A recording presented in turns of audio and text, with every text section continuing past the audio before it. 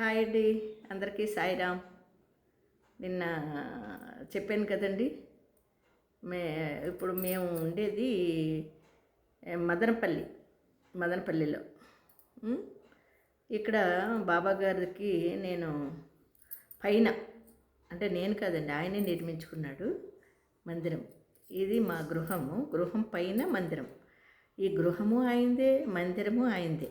ఆయన నీడలో జీవిస్తున్న జీవులం మేము. మాకు ఒక నీడనిచ్చాడండి బాబాగారు.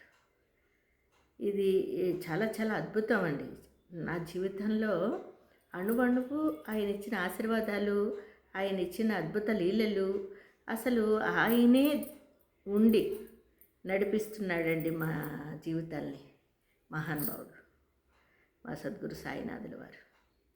మరి ఈరోజు పరిస్థితులు చూస్తే వింటున్నారు కదా, బాబా గారిని నమ్మిన వాళ్ళు ఎంతమంది అండి, ఎంతమంది. ఆయన సేవలో, ఆయన ఆశీర్వాదాలతో, ఆయన యొక్క గొప్ప అద్భుత లీలలతో, ఆయన శారీరకంగా లేకున్నా కూడా భౌతికంగా మరి ఎన్ని అద్భుతాలు సృష్టిస్తున్నారండి. ఇది కదండి భగవంతుడు అంటే. తెలుసుకోవాలంటే భగవంతుడు అంటేనే ఇది. అంటే శరీరంతో ఉండి, ఇప్పుడు పుట్టపర్తి సాయిబాబా గారు ఉన్నారు. మరి ఆయన మానవ సేవే మాధవ సేవగా ఆయన చేశారు. ఆయన మీద కూడా రకరకాలుగా మానవ జనం మంచి చేస్తున్నాడు అనుకోండి, ఏమిటి అనేది వెలికి తీయాలని చూస్తారు. మరి అది తెలివితోనా మనము అజ్ఞానంతోనా అనేది తెలియదండి. అది ఆ భగవంతుడికే తెలియాలి. కాబట్టి మనము భగవంతుణ్ణి పరీక్షించాలనో, లేకపోతే భగవంతుడు పుట్టుపూర్వతరాలు తెలుసుకోవాలనో వీటి మీద కాకుండా మన జీవితానికి ఆయన ఏమి ఇస్తున్నాడు, మనము ఏమి స్వీకరించాలి, అదే కదండి బాబాగారు అన్నారు. ఒరే, నా దగ్గర పెద్ద నిధి ఉంది, దాన్ని పొందడానికి ఎవరు రారు, అందరూ ఇవ్వు ఇవ్వు అనువారు మాత్రమే అన్నాడండి బాబాగారు. చూసారా, అక్కడే ఉందండి మనం తెలుసుకోవాల్సింది. మరి మనకేం కావాలో మనకే తెలియదు, మనకు ఒక క్లారిటీ లేదు. మరి క్లారిటీ లేకుండానే భగవంతుడిని నిందించడం ఎంతవరకు కరెక్ట్ అండి? కాబట్టి మన బాబాగారు అసలు నిజంగా ఆ మహానుభావుడు. సాయి అంటే, బోయి అంటే అసలు మనకి మన పక్కనే ఉండి మన పనులన్నీ ఆ మహానుభావుడే కదండి చేస్తున్నాడు. మనం చేయాల్సింది ఒకటి ఉందండి, అన్నీ ఆయనకి చెప్పేస్తే చేసేస్తాడు అని అంటున్నారు కదండి. మరి ఆయన ఎలా చేస్తాడు?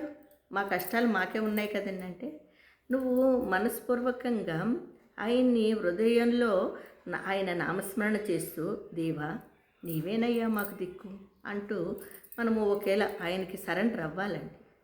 అంతేగాని నేను బాబా గుడికి వెళ్ళాను, బాబా గారిని పూజిస్తున్నాను, బాబా గారికి అన్నీ చెప్పుకున్నాను అన్నంత మాత్రాన్ని అయిపోతుందండి? లేదు కదా.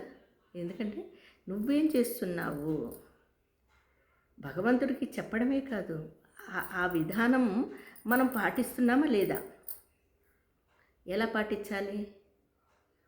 మనము ఏదన్నా చేసేటప్పుడు భగవంతుడి దగ్గరికి వెళ్ళి అడిగినప్పుడు ఆ సాధనలో ఉండాలి.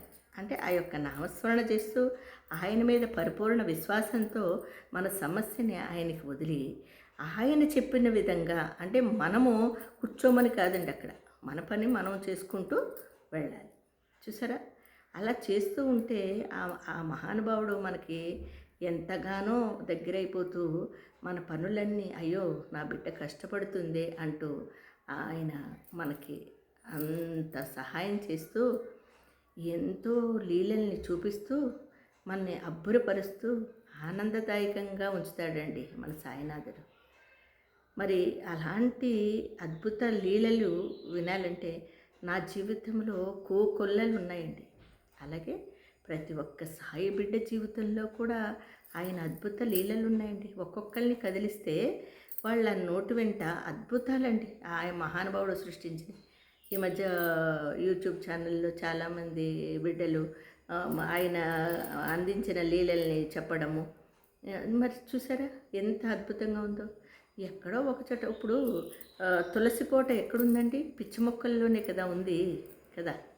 మరి ఆ పిచ్చి మొక్కల్లో తులసి కోటగా వెలిసింది కదండి ఆ తల్లి.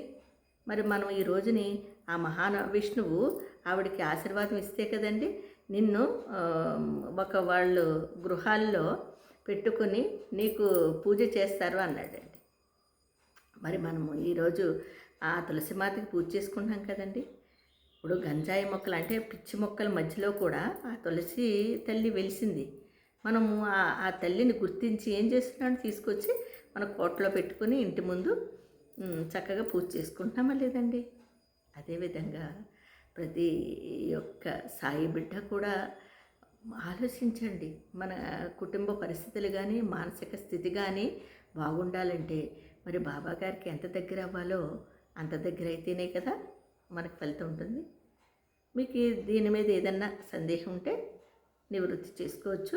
అందరికీ సాయిరామ్ అండి. మళ్ళీ రేపు కలుసుకుందామే.